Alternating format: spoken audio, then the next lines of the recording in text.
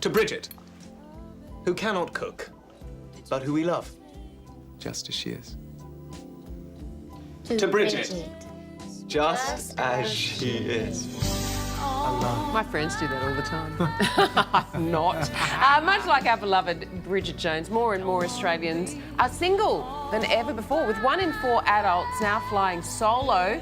Further to that, it's estimated that in 20 years' time, single-person households will rise by 65%. That's huge. Yeah, that is indeed. A new book is giving insight into the increasingly chosen status of being single. Clare Payne is the author of One, Valuing the Single Life, and she's with us in the studio. Claire, morning. Thanks for joining us. Congratulations on your book.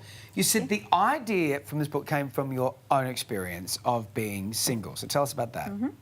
Well, I was an employment lawyer, so I first sort of became aware of this issue because I looked at stereotypes and discrimination. And there's really a sort of unspoken kind of discrimination or stereotyping around single people. And also what type of person makes a leader, and they're mostly married people. So if you look across politicians and CEOs, they're mostly married. So we have this concept of being a proper adult, being married and not being single.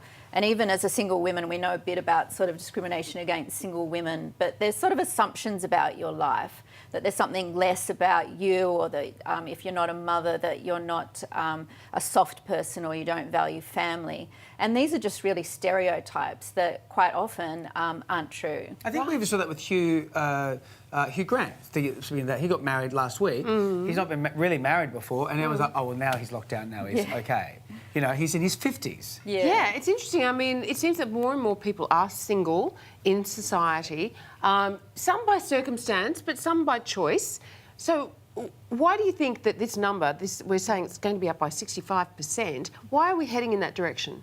Well, I think a lot of the factors are around financial freedom, especially with women. So the more financial independence they have, they're actually choosing to live alone and choosing to stay unmarried. So we've sort of had the decline of marriage in that people don't need to marry necessarily for things that they would have married for before, like social status or for sort of wealth.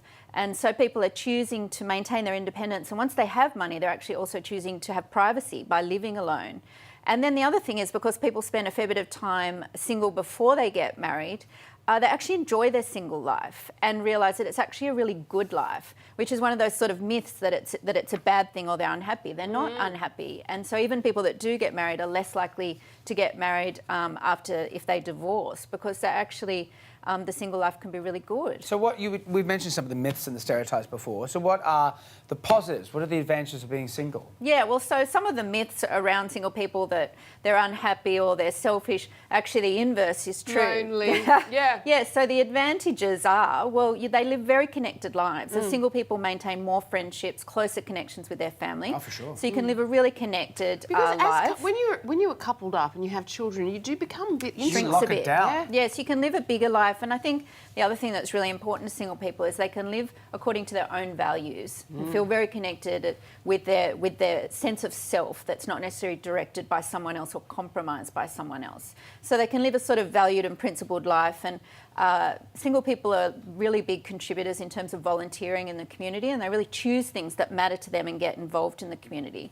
So there are definite sort of advantages to single life, which really show in how happy some single people are, even though people assume that they're not necessarily happy. And even living longer. Yes. Because I think you're more likely to look after yourself physically. Yeah, so you're more likely to do exercise. There's been a whole sort of body of research around marriage for a long time, sort of marriage promotion research, you could almost say. And we're getting a bit more research around single people. And there's some research around health actually saying, well, it's really beneficial. You do eat well, you exercise, and living a connected life is even good for your mental health. So it is actually a good life to be single. Claire, it's fascinating. I'm sure a lot of people want to pick up this book and have a good read of it. One, Valuing the Single Life. Congratulations, Claire. It's available. It's been published by Melbourne University. It's available now. Great to have you in. Thank you.